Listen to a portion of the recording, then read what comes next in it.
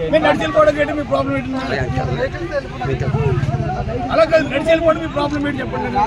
Rally కాదు కదా, మీరు ఎవరికాడు నడిచెళ్ళిపోతాడు, బాధ్యారు వెళ్తాడు, రోడ్డు నడిచెళ్ళిపోతే వెళ్ళిపోతాడు. మీకేంటి అభ్యంతరం ఏంటి? ఇంకా కాగితం మళ్ళీ ఏమి లేదు, నడిచెళ్ళిపోతాను తక్కువల్లి ట్రైన్ నడిచెళ్ళిపోతారు. మీకు అభ్యంతరం ఏంటి చెప్పండి. మేము మామూలు నడిచెళ్ళిపోతాం. ఏనా నమస్తే సార్.